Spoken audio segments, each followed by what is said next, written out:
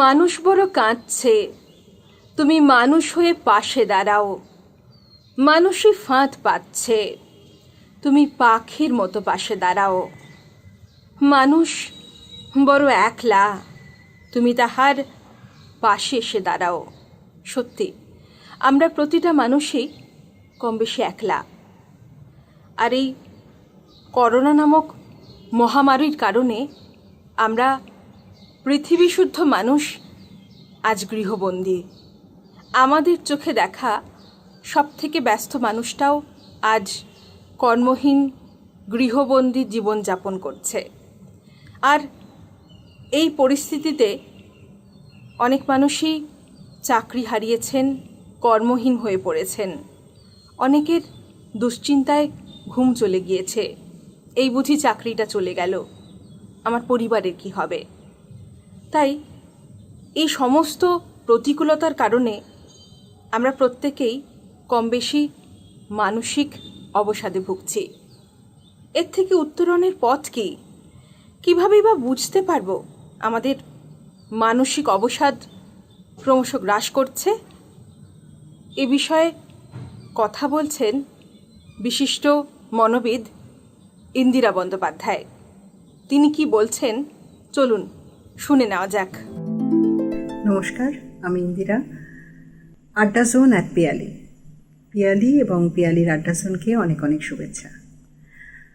আমাকে কিছু প্রশ্ন করা হয়েছে, আমি জানি না সমস্ত প্রশ্নের উত্তর আমার কাছে আছে কিনা। প্রথম প্রশ্ন, এই লকডাউনের সময়, এই করোনাকালে কর্মহীনতা এই মুহূর্তে সবথেকে নিষ্ঠুর এবং বাস্তব সত্য।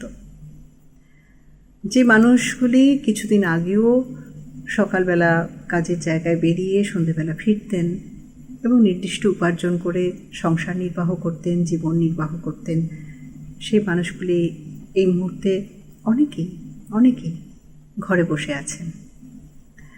অনেকে হয়তো কাজ করছেন কিন্তু আগের মতো উপার্জন করতে পারছেন না। আবার যেটা ঘটেছে খুব দুঃখজনক, বেশ কিছু পেশা এই মুহূর্তে অবলুপ্তির মুখে, কারণ আমাদের সামাজিকভাবে বেশ কিছু নিয়ম পালন করতে হচ্ছে খুব বাধ্য হয়ে। তার জন্যই বেশ কিছু পেশা প্রশ্নচিহ্নের মুখে দাঁড়িয়ে গেছে। আসলে আমরা সামাজিক মানুষ, আমরা একে অপরের সঙ্গে পাশাপাশি থেকে হাতে হাতে ধরে থেকে অভ্যস্ত। সেখানে সমস্ত স্ট্রাকচার, মানে সামাজিক যে স্ট্রাকচার বলুন বা আমাদের প্রত্যেক দিনের যে নিয়ম কানুন, সব কিছু যেমন ওলটপালট হয়ে গেছে, ঘেঁটে গেছে, সেরকম আমাদের কাজের জায়গাগুলো নষ্ট হয়ে গেছে। যে যা কাজ করতেন, যে যা পেশার মধ্যে ছিলাম, সবারই অনেক কম্প্রোমাইজের মধ্যে দিয়ে চলতে হচ্ছে। আমাদের প্রত্যেককে অনেক রকম মানিয়ে নিতে হচ্ছে এবং তার মধ্যে সব থেকে বড় মানিয়ে নেওয়া এই কর্মহীনতা। প্রতিকার তো এই মুহূর্তে আমার মনে হয় না কারুর হাতে আছে। যে কর্মহীনতা, যে অর্থনৈতিক ভয়ঙ্কর মন্দার মধ্যে দিয়ে আমরা চলেছি, সারা পৃথিবীর জুড়ে এই মন্দা চলেছে, সেখানে এই মুহূর্তে এই সময় থেকে কবে বেরোবো এবং কিভাবে বেরোবো সবাই চিন্তা করছেন। যারা সংশ্লিষ্ট ব্যক্তিরা আছেন সবাই চিন্তা করছেন, কিন্তু এই মুহূর্তে কোনো প্রতিকার তো আমরা দেখতে পাইনি। তাই একটা অনুরোধ আছে। অনুরোধটা হলো, আমরা একটা কথা আমাদের বিশ্বাস রাখতেই হবে যে কোনো অবস্থা বা কোনো অবস্থান বা কোনো সময় কখনো সারা জীবনের মতো স্থির হয় না। সময় সবসময় পরিবর্তনশীল। মানুষের জীবনে দুঃখ, কষ্ট, আনন্দ সবই আসে, সবই আবার নিয়ম মতো চলেও যায়। কোনো কিছুই দাঁড়িয়ে থাকে না। শুধুমাত্র এই সময়ের এই যে বৈশিষ্ট্য, জীবনের এই যে বৈশিষ্ট্য, এর উপর আমাদের বিশ্বাস রাখতেই হবে। অন্ধকার চিরকাল থাকবে না, রাত্রি চিরকাল থাকবে না, সকালও হবে, সূর্য উঠবে। এই বিশ্বাস ছেড়ে আমরা এখন কোথাও যেতে পারবো না, কারণ এটাই পৃথিবীর নিয়ম, এটাই জীবনের নিয়ম, এটাই সময়ের নিয়ম, এটাই জীবনের দাবিও।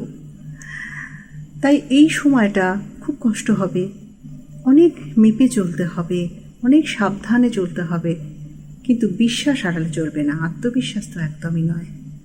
আসলে মানুষের জীবনে যখন খুব কঠিন সময় আসে তখনই কিন্তু সেটা পরীক্ষার সময়।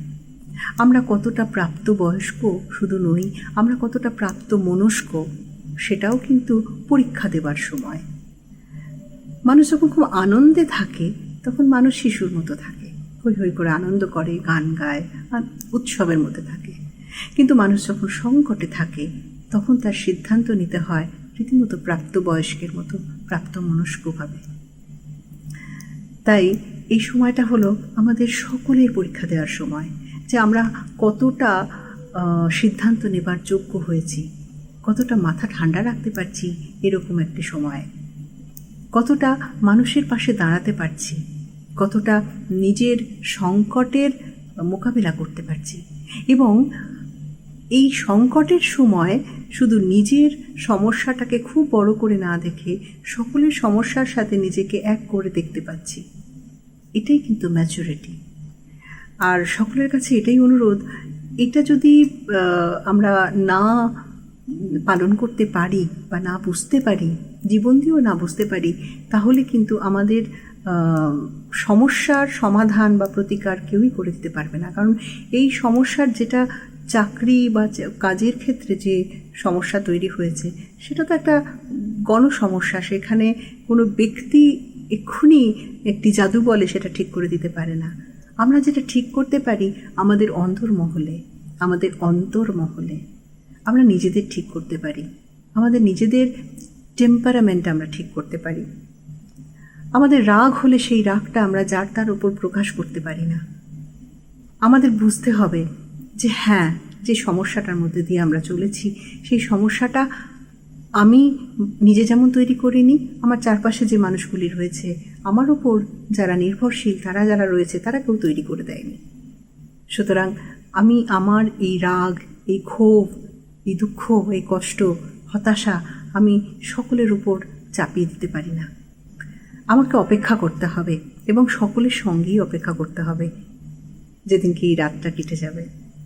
তাই আবার বলছি, অনুরোধ, একটু এই সময়টা আসল পরীক্ষার সময় মতো করে যতটা সম্ভব নিজেদের আত্মবিশ্বাসটাকে বজায় রাখার চেষ্টা করুন। একটু ধৈর্য রাখুন। যে সময় সব সময় চেঞ্জ হয়, সব সময় পাল্টে যায়, পরিবর্তনশীল, জীবন পরিবর্তনশীল। এবং জীবনের এই ধর্মের ওপর আস্থা রেখে, ভরসা রেখে দয়া করে নিজেদের আত্মবিশ্বাস বজায় রাখুন, বিশ্বাসটা রাখুন। আমরা অনেকেই কম বেশি মানসিক অবসাদে ভুগছি। মানসিক অবসাদের মূল কারণটা হলো চাওয়া আর পাওয়ার মধ্যে একটা ডিফারেন্স, তফাৎ, পার্থক্য। আমরা নিজেদের সম্পর্কে কি ভাবছি, আর আমরা সেই ভাবনার ফলে আমরা নিজেদের জীবনে কী কী চাইছি, কি কি মনে করছি যে আমাদের পাওয়া উচিত, তারপরে আসলে বাস্তবে কি ঘটছে, এটার মধ্যে যখন ফারাকটা খুব বেড়ে যায় তখন মানসিক অবসাদ আমাদের উপর চেপে বসে। এটা একটা খুব গোদা একটা কথা বলা হলো। বেশিরভাগই আসলে চাওয়া পাওয়ার সমস্যাটাই আসল বড় কথা। তো সেক্ষেত্রে সবার আগে যেটা দরকার, ওই চাওয়া জায়গাটা, পাওয়াটা তো সবসময় নিজের হাতে হয় না, কিন্তু চাওয়াটা তো নিজের হাতে। তাই চাওয়ার জায়গাটা যদি একটু মানানসই হয়, একটু যদি নিজেকে বুঝে হয়, মানে আমরা প্রত্যেকটি মানুষ আমাদের নিজেদের কি কি গুণ আছে সেটা আগে হিসেব করতে হয়, যে আমি এটা পারি, আমি ওটা পারি, আমি সেটা পারি, এটা করি। এটা নিয়ে যদি একটা হিসেব করা গেল যে আমার আমার আমার জীবনের প্রতি দেবার জন্য আমার কি কি আছে, আমি কি কি দিতে পারি, আমি তো পাবো সেই অনুযায়ী। এবার আমরা অনেকেই আমরা কি দিতে পারি তার হিসেবটা করি না, আমরা শুধু ভাবি আমরা কি পাবো।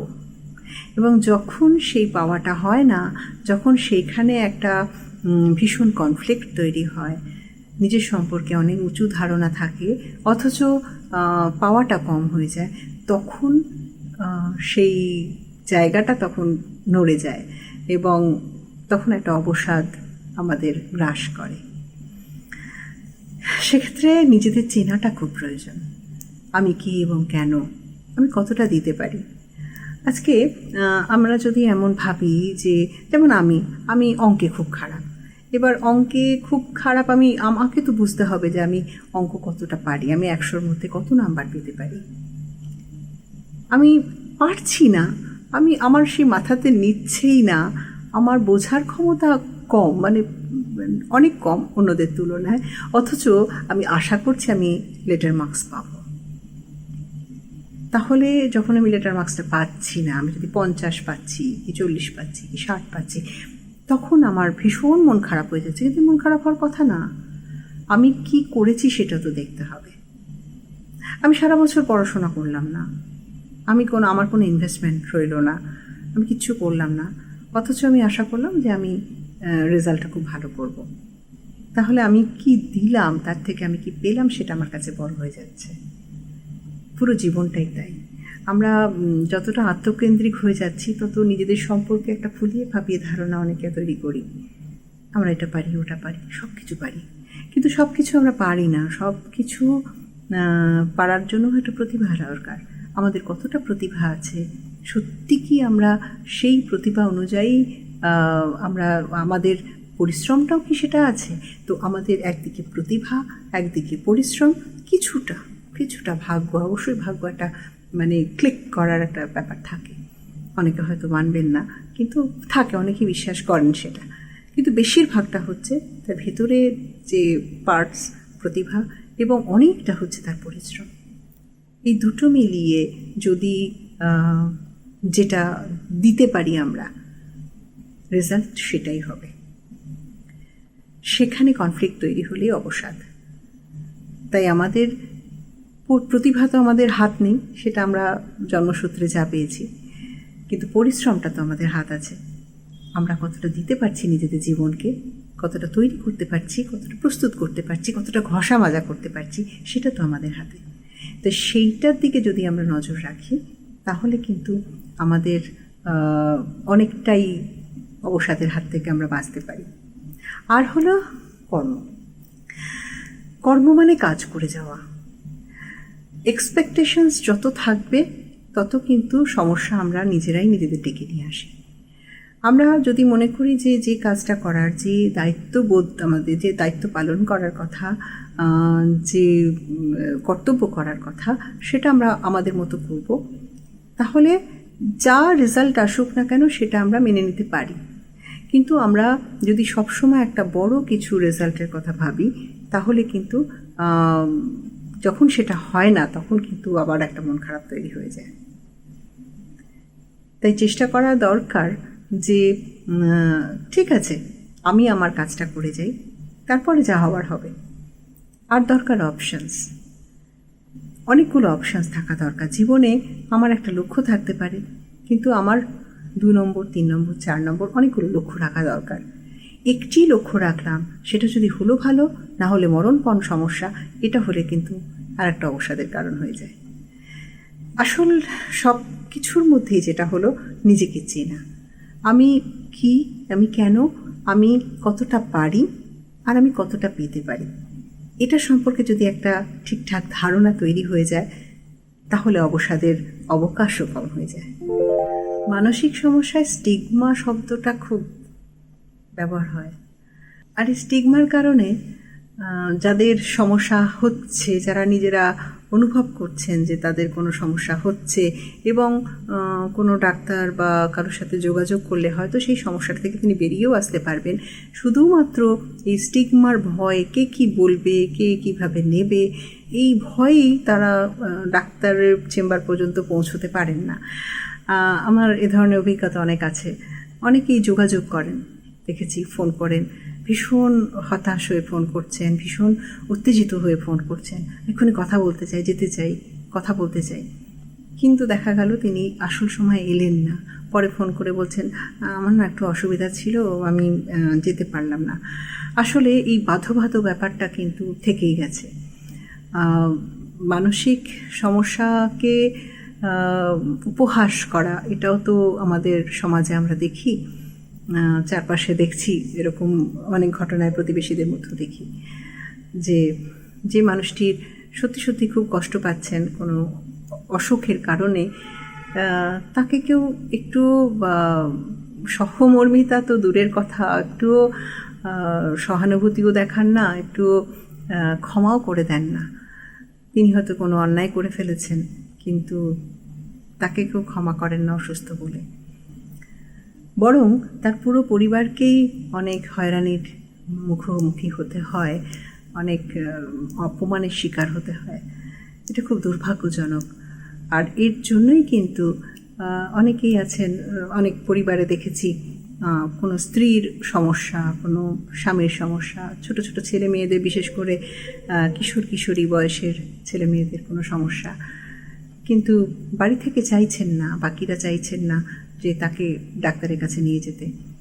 না না, ওকে এখন নিয়ে যাওয়া যাবে না, সারা জীবনের মতো গায়ে একটা ছাপ পড়ে যাবে যে ও সাইকিয়াট্রিস্ট দেখিয়েছিল বা কাউন্সিলিং করিয়েছিল। এটা খুব দুর্ভাগ্যজনক। এখন এত দূর এগিয়ে যাওয়ার পরে এই সমাজে এটা ঠিক মেনে নেওয়া যায় না। মানসিক সমস্যাটাকে এখনও মানুষ খুব খুব বেশি মানুষ এখনও খুব সহজভাবে নিতে পারছেন না। অথচ শরীরের যেমন অসুখ হয়, মনেরও সেরকম অসুখ হয়, এরকমভাবে ভাবলেই কিন্তু ব্যাপারটা মিটে যেত। কিন্তু কেন জানি না এখনও পর্যন্ত মানসিক কোনো সমস্যা হলে মানুষ কোট আনকোট তাকে পাগল শব্দে অভিহিত করেন। এটা ভীষণ অনৈতিক, অন্যায়, এবং যার সঙ্গে হচ্ছে ঘটনাটা তার প্রতি অবিচার। মানসিক অনেক অসুখ আছে, শুধু কথা বলে, সাহচর্য দিয়ে কিন্তু সারিয়ে তোলা যায়। কিছু অসুখ আছে ডাক্তারের কাছে যেতে হয়, কিছুদিন ওষুধ খেতে হয়, ঠিক হয়ে যায়। যেমন করে জ্বর সেরে যায়, যেরকম করে ডেঙ্গু মহামারী সেরে যায়, সেরকমভাবেই সেরে যায়। কিন্তু যদি খুব উদাসীনতা দেখানো হয়, তাহলে কিন্তু অনেক বেশি সুদূর প্রসারী ক্ষত তৈরি হয়। অনেক মানুষ আছেন যারা মনের মধ্যে এমন আঘাত নিয়ে আছেন, একটু ধাক্কা দিলে, একটু টোকা দিলে যেন জল বেরিয়ে আসে। তাদের খুব কষ্ট, মানে তাদের কথা কেউ বুঝতে পারছেন না, বা যে কোনো কারণেই তারা হয়তো কোনো আহত হয়েছেন, এবং সেটা জমতে জমতে জমতে জমতে অনেক সময় পার্সোনালিটি ডিসঅর্ডার অনেক রকম তৈরি হয়। সেটা হয়তো ওই আসল জায়গাটা, মানে যেখানে সমস্যাটা হয়েছিল সেখানেই হয়তো সামান্য কিছু কথাবার্তা বা কিছু সাহচর্য দিয়েই সেটা ঠিক হয়ে যেতে পারত, কিন্তু সেটা সেই সময় যেহেতু কোনো উপশম ঘটল না, সারা জীবন তিনি সেটা বহন করে গেলেন। এভাবে তো আমরা দেখতেই পারি যে ছোটোবেলায় কোনো ঘটনা ঘটেছে যার জন্য মানসিকভাবে তিনি, কোনো ব্যক্তি একটা সংকটে রয়েছেন, এবং সেই মানসিক সংকটটা তার পুরো বড় হয়ে ওঠা, তার মনের যে গঠন, তার পার্সোনালিটির যে গঠন, ব্যক্তিত্বের গঠন, সব কিছুই নিয়ন্ত্রণ করেছে এবং অনেকের কাছেই তাকে অস্বাভাবিক করে তুলেছে। আসলে দেখা গেছে যে ছোটোবেলা একটা ছোট্ট ঘটনা তার জীবনে এই সমস্যাটা তৈরি করেছে। তখন যদি এই জিনিসটা ঠিক করা যেত, তখন যদি যথাযোগ্য দায়িত্ব নিয়ে কেউ এগিয়ে আসতেন, তাহলে বোধহয় এতটা সমস্যা হতো না। আর যেগুলো খুব সিরিয়াস মানসিক সমস্যা, সেখানেও মানুষ খুব একটা সহানুভূতি, সিম্প্যাথি বা এমপ্যাথি কোনোটাই পাচ্ছেন না। মানুষকে একটু অশ্রদ্ধাই করা হয়, অসুখকে অশ্রদ্ধা করা হয়। এটা বোধহয় এখন এত এগিয়ে যাওয়ার পরে এই পৃথিবীর পক্ষে উচিত না, ঠিক না। মানসিক অবসাদ এই মুহূর্তে, করোনাকালেই যে আমাদের মধ্যে ভীষণভাবে ঢুকে পড়েছে তা কিন্তু নয়। আমি তো বলতে পারি যে আরও যে সমস্ত অসুখ আছেন, এমনকি ক্যান্সারও হতে পারে, অবসাদ বা ডিপ্রেশন, এটা কিন্তু মহামারীর মতোই সারা পৃথিবী ছেয়ে গেছে, অনেক দিন ধরেই চলছে। আর যেহেতু মনের মধ্যে আছে, তাই অনেকেই সেটা হয় বুঝতে পারেন না, না হয় বুঝতে পেরেও গুরুত্ব দেন না। তাই গুরুত্ব না দিয়ে এই অবসাদ কোন পর্যায়ে পৌঁছে যেতে পারে সেটা সম্পর্কে আমরা মোটামুটি ওয়াকিবহল আজকাল তো হচ্ছি, নানা রকম ঘটনা চারপাশে ঘটছে। মানসিক অবসাদ মানুষকে ধ্বংসের মুখে নিয়ে যেতে পারে, এবং যেটা হয় যে কোনো ব্যক্তি বিশেষের অবসাদ কখনো যে শুধুই ওই ব্যক্তিটিকেই ধ্বংসের মুখে নিয়ে যাবে বা ওই ব্যক্তিটির জীবনেই ক্ষতি আনবে তা কিন্তু নয়।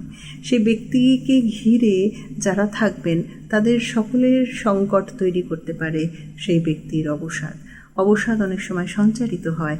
দেখবেন বাড়িতে যদি খুব ছোট বাচ্চা থাকে, এমনকি পোষা পেট যদি থাকে, তারাও কিন্তু বাড়ির কোনো ব্যক্তি যদি অবসাদগ্রস্ত হয় তারা বুঝতে পারেন। ছোট বাচ্চাও বুঝতে পারে যে বাড়ির কোনো ব্যক্তির মন ভালো নেই।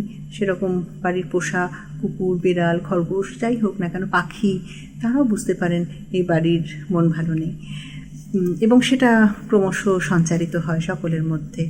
কিন্তু যা হয়, পেটে ব্যথা হলে, মাথা ব্যথা হলে যেমন বোঝানো যায় যে এরকম ব্যাপার, মনের মধ্যে ব্যথা হলে সেটা অনেক সময় বোঝানো যায় না। আর এখনও অনেক মানুষের মধ্যে এ ব্যাপারে তো খুব বেশি সচেতনতা এখনও তৈরি হয়নি, তাই মন খারাপ বা অবসাদ বা ডিপ্রেশন এগুলো অনেকের কাছে এখনও বাড়াবাড়ি এরকমও হয়। না, বাড়াবাড়ি নয়। যারা কষ্ট পান তারা খুব কষ্ট পান, যারা ভালো নেই তারা সত্যি ভালো থাকেন না, এবং তাকে উড়িয়ে দেওয়াটা একটা ক্রাইম, অপরাধ। কোনো মানুষের কষ্টের সময় তার পাশে না থাকতে পারেন, তাকে অন্তত উদাসীনতা দেখাবেন না, এবং অবশ্যই তাকে কখনো অসম্মান করবেন না। সামাজিক দূরত্ব রাখার একটা প্রবণতা তৈরি হয়েছে। এই সামাজিক দূরত্ব আসলে এটা শারীরিক দূরত্ব, কিন্তু সামাজিক দূরত্ব আমাদের তো অনেক দিন আগেই হয়েছে। অনেক দিন ধরেই আমরা পরস্পরের থেকে অনেকটা দূরে সরে গেছি। যে কোনো সম্পর্কেই হোক, বন্ধু বান্ধব, আত্মীয় স্বজন, পাড়া প্রতিবেশী, মা বাবা, ভাই বোন, স্বামী স্ত্রী, ছেলে মেয়ে, সকলের মধ্যে একটা দূরত্ব তৈরি হয়েছে। মোবাইল ফোন নিয়ে আমরা অনেকটা আত্মকেন্দ্রিক হয়েছি। কিন্তু এই আত্মকেন্দ্রিক যে মানুষগুলি, তার একটা কুফল হলো, যেহেতু সে আত্মকেন্দ্রিক, তার জন্য সুখ এবং দুঃখ সবটাই তার ভীষণ ওই আত্মকেন্দ্রিক। সুখটাও আমার একার, দুঃখটাও আমার একার, এরকম একটা ভাব তৈরি হয়। যখন আনন্দ করেন, যখন উৎসবের মধ্যে থাকেন, তখন আমার সুখ, আমার পাওয়া, আমার খুশি, আমার আনন্দ, আমি চাই, এই ব্যাপারগুলো যেমন খুব প্রকট হয়ে পড়ে, সেরকম দুঃখের সময় ভীষণ বেশি ভেঙে পড়েন। তখন ওই কারণেই ভেঙে পড়েন যে আমার দুঃখ, আমার হতাশা, আমার ফেলিওর, আমার কষ্ট, আমার কান্না, এটা ভেবে। আমরা যদি একটু সামাজিক হতাম, আমরা যদি সামাজিক ওই দূরত্বে না ভেসে যেতাম, তাহলে বোধহয় সুখ এবং দুঃখ দুটোই আমরা বেশ ভাগ করে নিতে পারতাম। একটা কথা বলে যে সুখ যত ভাগ করে নেবে তত সুখ বাড়ে, দুঃখ যত ভাগ করে নেবে তত দুঃখ কমে। তো এই আত্মকথাগুলো আমরা আস্তে আস্তে অনেক ভুলে গেছি, আমরা প্র্যাকটিসের মধ্যে আমাদের নেই। সত্যি সত্যি সুখ ভাগ করে নিইনি তো কখনো, তাই দুঃখটাও ভাগ করে নিতে পারছি না। সমস্যা সকলেরই আছে, কারোর বেশি, কারোর কম, কিন্তু যিনি মনে করছেন সমস্যা আমার একারই আর কারোর নেই, তিনি তো সেই সমস্যা থেকে বেরোবার পথ নিজের হাতে বন্ধ করে দিয়েছেন। একটু আপন হতে বাহির হয়ে বাইরে দাঁড়া, নিজের থেকে একটু বাইরে এসে একটু চারপাশে দেখলে বোঝা যাবে আমার থেকেও কত কষ্টে কত মানুষ আছে। অনেক মানুষের অনেক অনেক বেশি নেই, আমার হয়তো কিছু আছে। তো আমার যেটুকু আছে আর যার যেটুকু নেই, এই সবটা যদি এক জায়গা হতো, তখন নেইটা একটু কমে যেত, আছেটা একটু বেড়ে যেত। এই ভাবনাটা সমাজে যদি ফিরে আসে, তাহলে সমাজেরই মঙ্গল। জানি না, এই করোনার সময় এই যে আমাদের কিছু শিক্ষা দিল, আমাদের বেশ কিছু শিক্ষা হলো, যদি আমরা সেই শিক্ষাটা নিতে পারি, তাহলে আমাদের পক্ষে ভালো, আমাদেরই মঙ্গল, আমাদের সমাজের পক্ষে মঙ্গল। একটু নিজের কষ্ট, নিজের হতাশা, নিজের সমস্যা থেকে বেরিয়ে যখন কোনো মানুষ পাশের মানুষটিকে বা অন্য মানুষের কষ্ট, হতাশা এবং সমস্যার দিকে এগিয়ে যান বা হাত বাড়ান বা তাদের সমস্যাটাকে বড় করে দেখেন, সেই মানুষের কিন্তু কষ্ট অনেক কম হয়, সেই মানুষের অবসাদও কম হয়। অবসাদ প্রতিহত করতে গেলে আগাম কোনো সতর্কতা, বলতে বোঝায় যে ইনভেস্টমেন্ট। এই ইনভেস্টমেন্ট মানে হলো আমার জীবনে আমি কি কি ইনভেস্ট করেছি। জীবনের ইনভেস্টমেন্ট, টাকা পয়সা নয়, ব্যাংক ব্যালেন্স নয়। ইনভেস্টমেন্ট মানে হচ্ছে সম্পর্ক, ইনভেস্টমেন্ট মানে হচ্ছে আমার জীবনের গুণগত মান। যে মানুষটি তার জীবনকে খুব সুন্দর করে সাজায়, জীবনকে একটি আর্ট বলা হয়, লাইফ ইজ অ্যান আর্ট, জীবন একটি শিল্প, সুন্দর করে যারা সাজাতে পারেন তাদের ইনভেস্টমেন্ট খুব ভালো। তারা সম্পর্কগুলিকে খুব গুরুত্ব দেন এবং সম্পর্কের সঙ্গে তারা কোনো আপোষ করেন না। তাই এই মানুষগুলি যখন কোনো সংকটে পড়েন সেই সম্পর্কগুলো তাকে বাঁচিয়ে দেয়। কোনো কোনো মানুষ নিজেদের খুব সুন্দর হবি তৈরি করেন, একটি মূল কাজ থাকে, তার সঙ্গে তার ভালো লাগার অনেক কাজ থাকে। ভালো ভালো বই পড়া, ভালো গান শোনা, সাংস্কৃতিক জগতে চর্চা রাখা, ভালো ভালো মানুষের সাথে মেলামেশা করা, লেখালেখি করা, বেড়াতে যাওয়া, ঘুরতে যাওয়া, ভালো ছবি তোলা, এই সব কিছুর মধ্যে কিন্তু সুন্দর অভ্যাস গড়ে তোলে এই বিষয়গুলো দিয়ে। এগুলো সবই হচ্ছে ইনভেস্টমেন্ট। যে মানুষগুলি এই সব কিছুর মধ্যে নিজেকে ছড়িয়ে রাখেন, যারা সমাজসেবা করেন, যারা মানুষের পাশে দাঁড়ান, ছুটে চলে যান কোথায় বন্যা হলো, কোথায় খরা হলো, মানুষের পাশে দাঁড়াতে, এরাও এক ধরনের ইনভেস্টমেন্ট। যাদের এই ইনভেস্টমেন্টগুলো খুব ভালো তাদের অবসাদ কিন্তু কম আসার উচিত, কম আসাই উচিত। কেননা তাদের তারা জীবনটাকে অনেক বেশি ইতিবাচক করে দেখেন এবং ইতিবাচক করে দেখার জন্য তাদের অনেক অপশান থাকে। আমার এখানে কোনো কাজ করতে আমার অসুবিধা হলো, এই জায়গাটা আমার আটকে যাচ্ছে, ঠিক আছে আমি কদিন একটু অন্য কাজ করি। এই লকডাউন সময়ে অনেকেই বলেছেন আমরা খুব ভালো আছি। কেন ভালো আছি? না, আমাদের কোনো অসুবিধা হয়নি, অনেক দিন ধরে যে কাজগুলো করতে পারিনি সময়ের অভাবে সেগুলো করেছি। কেউ ভালো রান্না করেছেন, কেউ গান গেয়েছেন, কেউ যেগুলো লিখতে পারেননি সেগুলো লিখেছেন, যে গান না শেখা হয়েছে সেই গানগুলো শিখেছেন, কেউ অনেক দিন পরে নাচ প্র্যাকটিস করেছেন। তারা কিন্তু ভালো আছেন, তারা বলেছেন আমি এনজয় করেছি। কারণ তারা জীবনটাকে ধরে নিয়েছেন এটা একটা পার্ট, এটা একটা সময়, এই সময়টাও কেটে যাবে। জীবনে অনেকগুলো সময় আমরা কাটিয়ে এসেছি, আরও অনেকগুলো সময় আমরা কাটাবো, তার মধ্যে এটা একটা সময়, এটাও কেটে যাবে। এইভাবেই যদি আমরা একটু আগাম সতর্কতার মধ্যে রাখি নিজেদের, যে জীবন ভালো মন্দ সব ঘুরে ঘুরে আসবে, সুতরাং আমরা যদি আমাদের জীবনটাকে পরিপূর্ণ রাখি, সুন্দর রাখি এবং ইতিবাচক করে রাখি, তাহলে ওই সংকটে সেটা কাজে লাগবে। যেরকমভাবে আমরা লক্ষ্মীর ভাঁড় রাখি যে সংকটে সেটা লাগবে, সেরকমভাবে জীবনের এই ইনভেস্টমেন্টগুলো লাগে। সম্পর্ক তার মধ্যে সব থেকে বড়। মানুষ যাদের সাথে অকারণেই মেশে, অনেকে আছেন যারা প্রয়োজন ছাড়া মেশেন না, তাদেরও কিন্তু প্রয়োজনে কেউ থাকে না। তাই যারা অপ্রয়োজনে মেশেন, যারা অনেক বন্ধুবান্ধব করেন, যারা সকলের পাশে দাঁড়ান, কারোর কোনো বিপদ আপদে আগে গিয়ে ঝাঁপিয়ে যান, তাদের অবসাদ খুব আসাটা মুশকিল। মানসিক অবসাদ বুঝতে পারেন কাছের মানুষেরাই। কারণ যে মানুষটি অবসাদগ্রস্ত হন তার আচার আচরণে বেশ কিছু পরিবর্তন পরিলক্ষিত হয়। যেমন যে মানুষটি খুব হাসি ঠাট্টার মধ্যে থাকেন, হৈ হৈ করে থাকেন, তিনি হঠাৎ চুপ করে গেলেন, বা যিনি চুপ করে থাকেন শান্ত মানুষ, তিনি হঠাৎ রেগে গেলেন, হঠাৎ নিজের ছোট বাচ্চাদের সঙ্গে অন্যরকম ব্যবহার করে ফেললেন, তার টেম্পারামেন্ট চেঞ্জ হোক যাকে আমরা বলি, সেরকম কিছু দেখা যায়। যে বিষয়, যে কাজগুলি তার ভালো লাগতো সেই কাজগুলি ভালো লাগছে না, হয় খুব বেশি খাওয়া দাওয়া করছেন, নয় একদম খাচ্ছেন না, ভীষণ একটা আলস্য, ঘুম উল্টোপাল্টা হয়ে যাচ্ছে, রাত্রিবেলা ঘুম হচ্ছে না। এগুলো সব বাড়ির মানুষ, কাছের মানুষ ভালো করে একটু নোটিস করলেই বুঝতে পারেন। এখন এই সমস্যাটা থেকে বের করেও তারাই আনতে পারেন। সুতরাং একটু সহানুভূতি বলুন, সহমর্মিতা বলুন, এগুলো থাকলেই পরস্পরের প্রতি ভালোবাসা, টান, এর দ্বারাই কিন্তু অবসাদগ্রস্ত মানুষকে আবার ফিরিয়ে আনা যায়।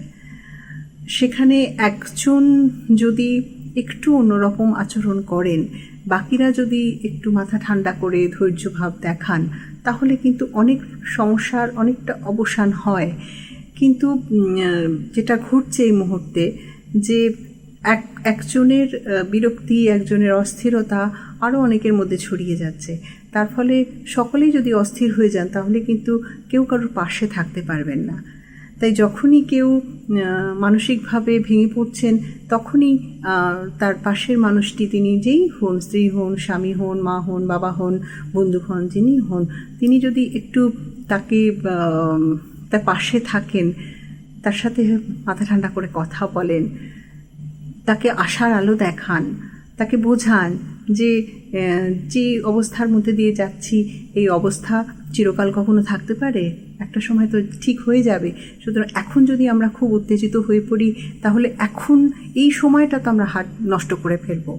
এখন মাথা ঠান্ডা করলে হয়তো অনেকগুলো পথ বেরোতে পারে, কিন্তু মাথা গরম করে ফেললে বা ভীষণ অস্থির হয়ে গেলে কিন্তু আমরা কোনো পথ দেখতে পারবো না।